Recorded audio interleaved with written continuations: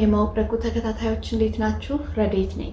ዛሬ እንግዲህ የምናወራው በርካታ ሰዎችን ስለሚያታግለው የቆዳ ስጋት ነው። ከዚህ በፊትም ይህን በተመለከተ አንድ ቪዲዮ ሰርቼላችኋለሁ። ዛሬም በድጋሚ ልሰራላችሁ እወዳለሁ።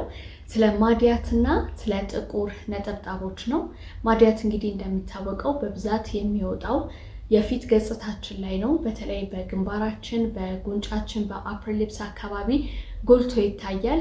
ከማዲያትም ውጪ እንደዚሁ ጥቁር ነጠብጣብ ካለ በተመሳሳይ እንዴት አድርገን ነው ትሪት የምናደርገው፣ መንስኤው ምንድነው የሚለውን ነገር በአጭሩ እንነጋገራለን። እንግዲህ እንደነዚህ አይነት ነገሮች ኢንሴኪውርድ እንድንሆን ያደርጋሉ፣ ግን ብዙ መጨናነቅ አያስፈልግም። በርካታ ተፈጥሯዊ ነገሮች ይህንን ትሪት ማድረግ ይችላሉ። እንደዚህ የማወራለት ተፈጥሯዊ ግብአቶች ምንድን ናቸው? ለዛሬ የሚያስፈልገን 3 ግብአቶች ናቸው። አብሽ፣ ማርና እርጎ ናቸው የሚያስፈልጉን። ከዛ በፊት ግን ማዲያት ምንድነው፣ ለምንድነው የሚከሰተው የሚለውን ነገር በጥቂቱ እናወራለን። ይህንን ማወቅ ከትሪትመንቱ በፊት ኢምፖርታንት ነው ብዬ አስባለሁ። ማዲያት ማለት እንግዲህ የቆዳ የሃይፐርፒግመንቴሽን ታይፕ ነው። የሚከሰተው ሜላኒን ከልክ ያለፈ ሲመረት ነው። ሜላኒን ማለት ለቆዳችን ከለር የሚሰጥ ቀለም ነው። ይሄ ለምን ይከሰታል ስንል ደግሞ አንደኛ ከልክ ያለፈ ፀሐይ ላይ ስንጋለጥ ነው። ሁለተኛው የሆርሞን መዛባት ነው። የሆርሞን መዛባት ደግሞ በእርግዝና ወቅት ሊያጋጥም ይችላል። የወሊድ መቆጣጠሪያ ፒልስ የምንወስድ ከሆነ ሊያጋጥም ይችላል። ስትሬስ፣ ኢንፍላሜሽን እንዲሁም ሮንግ የሆኑ ስኪን ኬር ፕሮዳክቶችን ማስወገድ ይኖርብናል። እነዚህ ነገሮች የምናደርግ ከሆነ ለማዲያትም ሆነ ለሌሎች የቆዳ እክሎች ልንጋለጥ እንችላለን ማለት ነው። ዛሬ እንግዲህ ጎላችን የሚሆነው ምንድን ነው? የመጀመሪያው ሜላኒን ከልክ ያለፈ እንዳይመረት ኮንትሮል ማድረግ ነው። ሁለተኛው ኢንፍላሜሽኖችን ካልም ማድረግ ነው። ሌላው ደግሞ በጣም በትዕግስት አሁን የምነግራችሁን ትሪትመንት ማዲያት የወጣበት ቦታ፣ ጥቁር ነጠብጣብ የወጣበት ቦታ ላይ እየቀባን ትሪት ማድረግ ነው። እንግዲህ ማወቅ ያለባችሁ ተፈጥሯዊ ግብአቶችን ስንጠቀም በአንድ ጊዜ ለውጥ ላናይ እንችላለን። ትዕግስተኛ ከሆነንና ላይፍ ስታይላችንን የምናስተካከል ከሆነ ግን ይሄ ነገር በትክክል ይስተካከላል። አሁን ስለ ግብአቶቹ እናውራ። መጀመሪያ የሚያስፈልጋችሁ አብሽ ነው ብያችኋለሁ። ነገር ግን አብሽ የሚያስፈልጋችሁ የተፈጨ የደቀቀ ነው፣ ፓውደሩ ነው የሚያስፈልጋችሁ። ይህንን እንግዲህ ከባልትና ቤት ሄዳችሁ መግዛት ትችላላችሁ። አይ በቤቴ ማዘጋጀት ነው የምፈልገው የምትሉ ሰዎች ደግሞ ጥሬውን ለቅማችሁ በደንብ አጥባችሁ ፀሐይ ላይ ካደረቃችሁት በኋላ በደንብ አድርጋችሁ እስኪደቅ ድረስ ፍጩት። ከዛ መጠቀም ነው። ማመስ አይጠበቅባችሁም። ጅስ በጥሬው ከደረቀ በኋላ መፍጨት ነው በደንብ እስኪደቅ ድረስ። አብሽ በውስጡ በርካታ ንጥረ ነገሮችን ይዟል። በተለይ ደግሞ ኒያሲን፣ ቫይታሚን ሲ፣ አንታይኦክሲደንት የተባሉ ንጥረ ነገሮችን ይዟል። እነዚህ ንጥረ ነገሮች ደግሞ ሜላኒንን ያለ ልክ እንዲመረት ኮንትሮል ከሚያደርጉ ንጥረ ነገሮች መካከል ነው። ያ ማለት ፒግመንቴሽንን ይቀንሳል ማለት ነው። ቆዳችን ላይ የሚወጣ ያለ ልክ ወዝ ካለ እሱን ይቆጣጠራል። እንዲሁም የቆዳ መቆጣትን ያረጋጋል። የቆዳ ቴክስቸርን በጣም ያሻሽላል።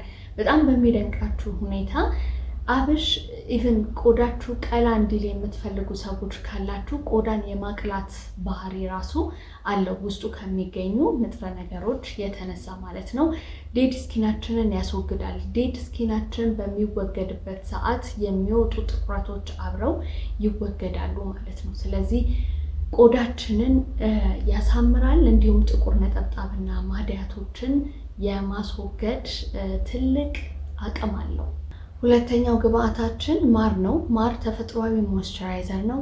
በኤንዛይም በአሚኖ አሲድ እንዲሁም ደግሞ ቆዳችንን ተፈጥሯዊ በሆነ መንገድ ብሊች ሊያደርጉ በሚችሉ ንጥረ ነገሮች የተሞላ ነው። ማርን በምንጠቀምበት ሰዓት ቆዳችን ላይ ያሉ ዴድ ስኪኖች ይወገዳሉ። ልክ እንደ ስክራብ እንደማለት ነው። ሌላው ደግሞ እንግዲህ የማር ጥቅም ምንድን ነው? የሜላኒን ምርት ኦቨር እንዳይመረት ሊያደርጉ ከሚችሉ ንጥረ ነገሮች ውስጥ አንዱ ነው ማለት ነው።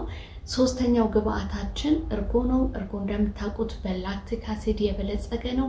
የላክቲክ አሲድ ደግሞ በአንድ ጊዜ ባይሆንም በሂደት ግን በምንጠቀምበት ሰዓት ቆዳችን ላይ የወጣ ጥቁር ነጠብጣብም ሆነ ማዲያትን እያደበዘዘው ይሄድና ከሂደት በኋላ የምንፈልገውን ውጤት ይሰጠናል ማለት ነው። እርጎ ገራሚ ኤክስፍሎይተር ነው።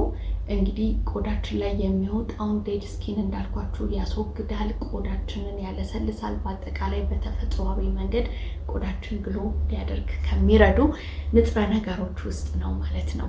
ምንድነው የምናደርገው? አንድ የሾርባ ማንኪያ የአብሽ ዱቄት እናዘጋጃለን። ከዛ በኋላ ከፈለጋችሁ ግማሽ የሾርባ ማንኪያ፣ ከፈለጋችሁ አንድ ሙሉ የሾርባ ማንኪያ ማር መጠቀም ትችላላችሁ። እኔ ብዙ ጊዜ ግማሽ ነው የምጠቀመው።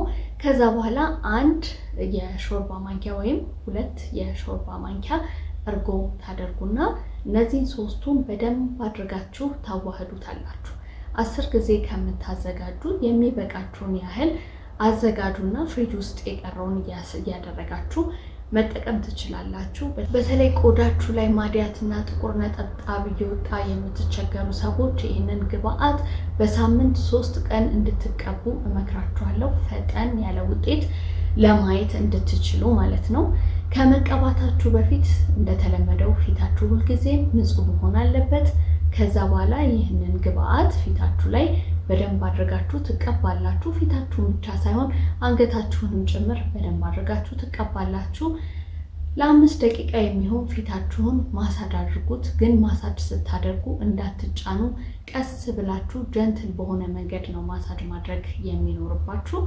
20 ደቂቃ በቂያችሁ ነው። 20 ደቂቃ ስትቆዩ ለብ ባለ ውሃ ብትታጠቡት የበለጠ አሪፍ ስለሆነ ያችን 20 ደቂቃ እናንተ እየቆያችሁ ማሳጅ እያደረጋችሁ ውሃችሁን መጣር ትችላላችሁ። ከዛ ከ20 ደቂቃ በኋላ ውሃችሁን ለብ ካለ ለብ ባለ ውሃ በደንብ አድርጋችሁ ፊታችሁን ታጸዳላችሁ ማለት ነው፣ ትታጠባላችሁ። ከታጠባችሁ በኋላ ግን ሞይስቸራይዘር፣ ሰንስክሪን በፍጹም እንዳትረሱ። በቃ ይሄ ግዴታ ነው። የቀን ሩቲናችሁንና የማታ ስኪን ኬር ሩቲናችሁን በፍጹም መተው የለባችሁም። ለምሳሌ ይህንን ቀን ከሆነ የተጠቀማችሁት ፊታችሁን ታጥባችሁ ከጨረሳችሁ በኋላ ቶነር፣ ከዛ ሞይስቸራይዘር፣ ከዛ ቫይታሚን ሲ ሴረም ወይም ዴይ ክሪም፣ መጨረሻ ላይ ሰንስክሪን መቀባት በፍጹም እንዳትረሱ። ማታ 2 ጊዜ መታጠብ እንዳትረሱ። በደንብ ካጸዳችሁት በኋላ ቶነር ብትጠቀሙ አሪፍ ነው። ከዛ ሞይስቸራይዘር፣ ከዛ የናይት ቫይታሚን ሲ ሴረም ወይንም ደግሞ ክሪም ብትጠቀሙ አሪፍ ነው። በዛ መልኩ ትሪት ማድረግ ይጠበቅባችኋል። ለፀሐይ በፍጹም መጋለጥ የለባችሁ። መንገድ ላይ ስትወጡ ኮፍያ ማድረግ፣ ዣንጥላ መያዝ በፍጹም እንዳትረሱ። ምክንያቱም የማዲያት ዋነኛው መንስኤ የፀሐይ ብርሃን ስለሆነ አበላላችሁ ማስተካከል ይኖርባችኋል። አበላላችሁን አስተካክሉ ስላችሁ ጣፋጭ ነገሮችን ማስወገድ ይኖርባችኋል። በጣም ብዙ ውሃ ጠጡ። ከዛ በተጨማሪ እንግዲህ ይሄ ነገር ከሆርሞን መዛባት ጋር ይያያዛል ብያችኋለሁ።